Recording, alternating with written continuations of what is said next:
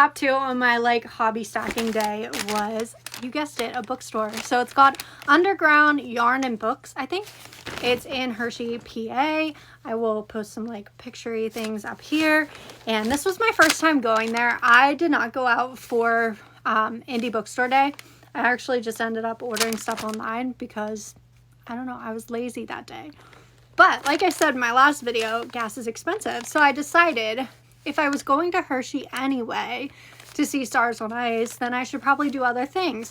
And part of me in my head was like, oh, maybe I should go to Hershey Park because you can get a discounted ticket if you are going to a show. And, you know, yesterday was pretty cold out, like, you know, springy out. And I figured it wouldn't be as busy. But then I was like, you know, what would be better? Book shopping. So like I said, this was my first time going to the Underground Books and Yarn and Books store. And one of my all-time favorite indie bookstores is Cupboard Makers in Enola. That's the bookstore with the cats. And I like it because it's kind of a chaotic mess, but like organized, and there's just so much. And you think you've seen everything, and then you turn a corner and there's more. This place was kind of the same.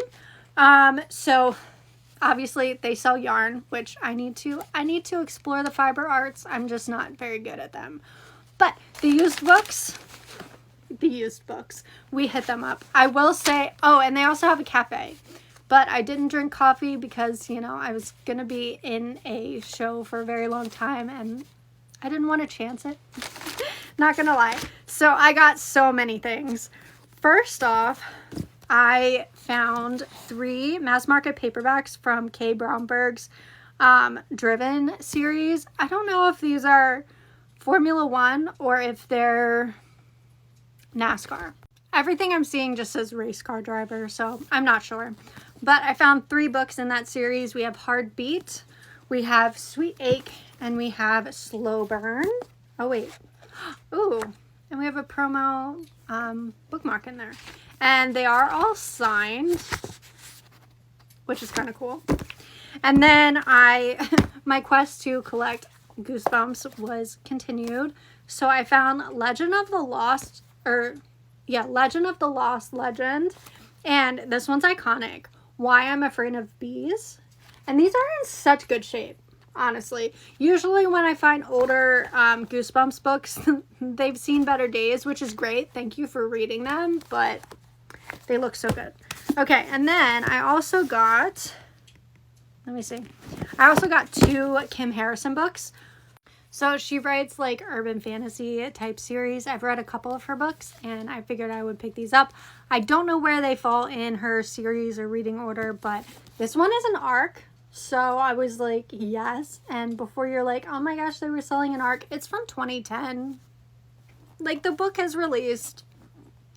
It's just kind of cool. And then also The Outlaw Demon Whales. And her books always have these badass female main characters. And they have really cool mythical creatures in them. I enjoy her writing. And look at that. Look at that author picture.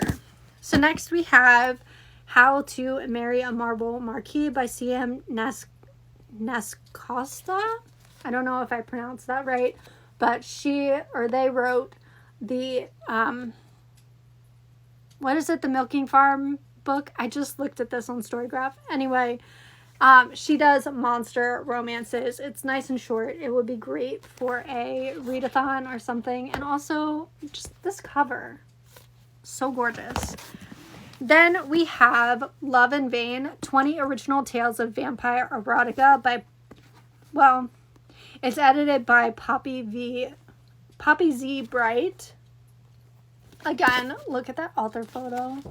And this is from 1994. But I thought this was so fun. It's just all vampire short stories. We've got quite a few in there. That's a lot.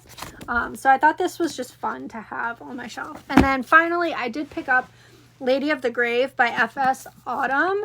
I have been following this author on social media for a little while, and she is sort of local. It's signed. And I don't know. This book just keeps catching my eye. I'm pretty sure it's fantasy romance, maybe. Death by Faith and Fantasies, Heart of a Bard, Mind of an Assassin. Ooh, there's assassins. Also this cover. Also, she's chunky. So when I saw that this was, ooh, and here's the bookmark. I Will Never Let You Die. Ooh. So when I saw that the bookstore had this, I was like, I should just pick it up while I'm here and while I'm thinking about it.